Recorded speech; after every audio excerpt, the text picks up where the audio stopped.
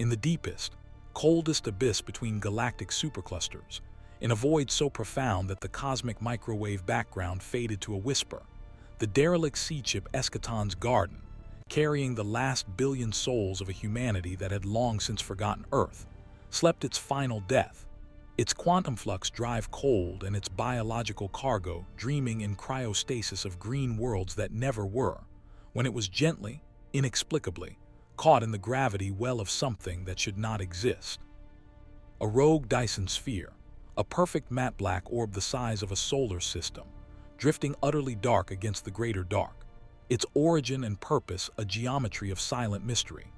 And as the dead ship was pulled into a non-existent aperture that irised open without light or sound, its last failing sensors registered not metal or energy, but a texture of reality that defied categorization, a substance that was neither matter nor force but something akin to solidified time. Before everything went silent.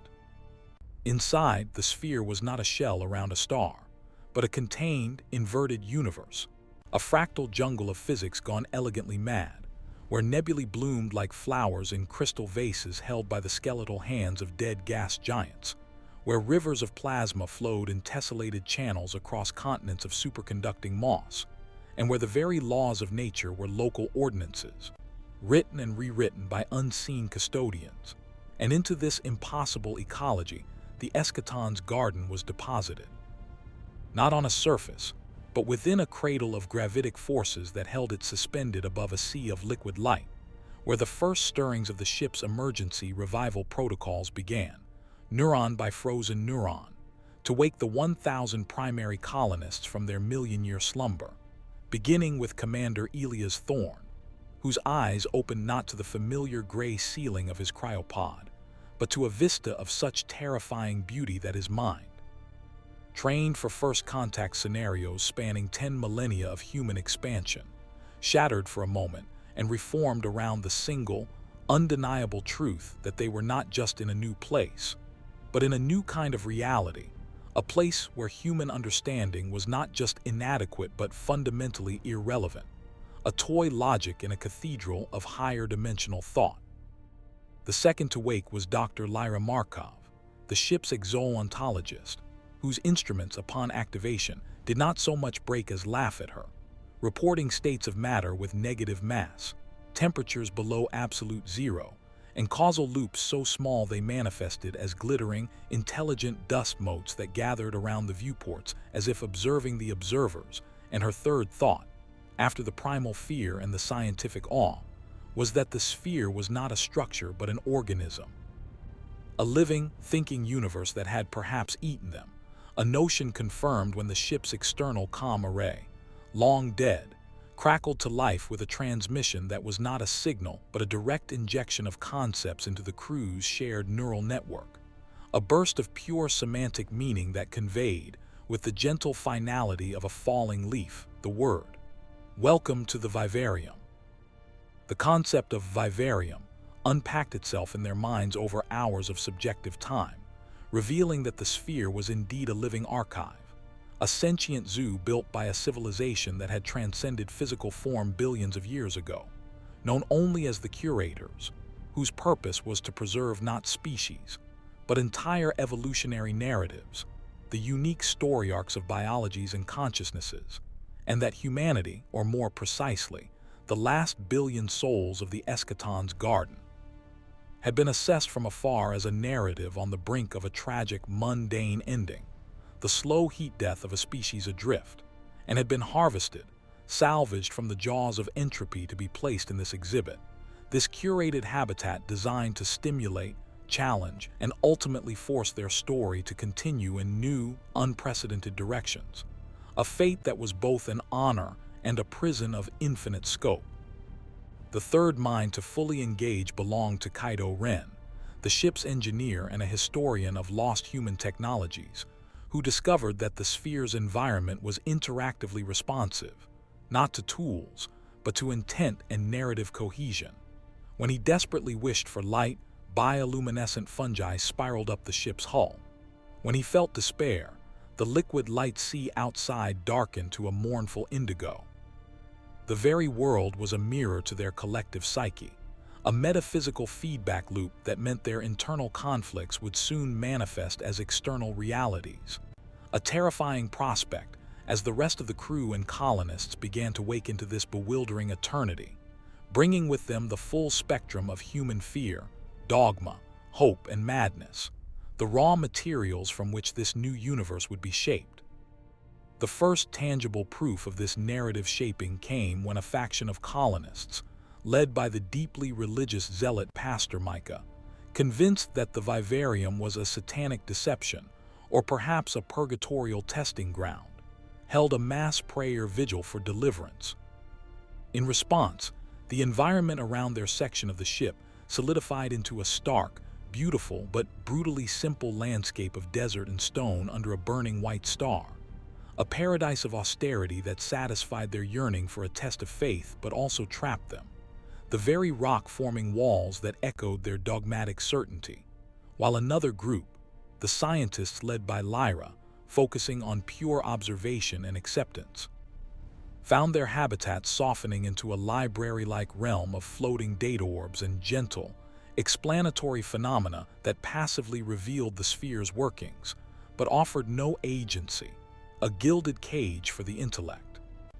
Commander Thorne, striving for unity and purpose, inadvertently catalyzed the most dramatic response. His passionate speech about writing our own story and claiming this space for humanity caused a sudden, violent growth spurt in the environment, spawning a forest of crystalline trees that sang with human-like voices, recounting humanity's greatest myths of conquest and exploration. But the trees also had thorns that dripped a paralytic nostalgia, literally freezing those who touched them in memories of an Earth they had never seen, demonstrating the vivarium's dual nature. It fed on narrative, rewarded dramatic tension, but also punished incoherence and hubris with literal, metaphysical feedback. This was the central, terrifying conflict of their new existence. To remain passive was to allow the vivarium's own gentle, curatorial intelligence to slowly shape them into a static, museum-piece story, a diorama of humanity. But to assert their will too forcefully was to risk unleashing storylines they could not control, plot devices made flesh and landscape, born from their subconscious. The crisis escalated when a child colonist, missing her pet cat from the ship's now decommissioned ecodome, dreamed vividly of it. The next morning a creature appeared, but it was not a cat. It was a biomechanical entity of silken fur and swirling galaxy eyes that could phase through matter and whose purr manipulated local probability. A Cheshire that began to proliferate, creating litter after litter of increasingly powerful and unpredictable reality-warping offspring. A simple wish turned into an invasive narrative species. This event revealed the vivarium's core rule. Imagination was a foundational force here, but it was an untamed, wild force that, once manifested, took on a life of its own, following its own narrative logic, not the creator's intent. To survive, they had to become not just characters, but authors and editors in a world where the pen was their collective consciousness, and the ink was the very fabric of a malleable universe. This realization birthed the first true factions, the literates, led by Lyra and Kaido, who sought to learn the grammar of the vivarium, to consciously craft small, stable stories to shape their environment safely. The epicists, led by Thorne's militaristic second-in-command, Valerius, who believed only a grand, unifying, heroic saga, a war against a manufactured enemy, could give humanity purpose and cohesion. And the blank pages, a growing group led by a mystic named Sauron, who advocated for a form of meditative null thinking, an attempt to erase personal narrative and become empty, hopping the vivarium, finding no story to work with, would reject them or set them free. The vivarium responded to this schism in the human narrative by physically dividing their habitat. Great ranges of singing crystal rose from the plain, separating the factions into distinct biomes. The literates' domain became a region of shifting, ephemeral script, where rivers flowed as sentences and mountains were stacked paragraphs that could be climbed and edited. The epicists found themselves in a stark, dramatic landscape of deep chasms and soaring pinnacles, under a sky perpetually stained with the colors of dawn and dusk, a world begging for quests. The blank pages were surrounded by a spreading, silent, gray mist that slowly eroded color and sound from their surroundings, a creeping nothingness. Communication between the zones became difficult, then perilous, as the environments themselves began to enforce narrative logic. A literate trying to cross into the epicist zone might find themselves transformed into an archetypal messenger figure, doomed to deliver a portentous message and die, while an epicist entering the blank pages mist would have their memories and driving passions slowly leached away, becoming a listless ghost. The humans were no longer just living in the vivarium. They were becoming characters in genres of their own, often unconscious creation. The true turning point came not from a human, but from the vivarium's own deeper systems, which, sensing the rich, conflicted narrative potential of the human colony, initiated the antagonist protocol. From the archival bowels of the sphere, it revived and adapted another harvested narrative, not a species, but a story arc of a long-dead race called the Kalath, a hive mind of insectoid philosophers whose core narrative was the consuming consensus, a drive to absorb all other consciousnesses into a single, perfect, static thought. The Kalath were not physically recreated in their original form.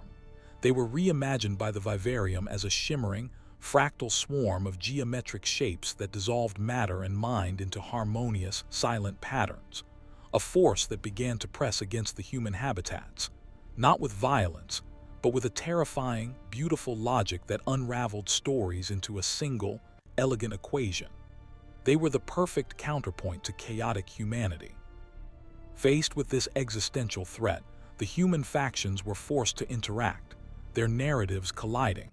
The epicists, of course, saw this as the war they craved. The literates saw it as a catastrophic plot development that needed to be rewritten.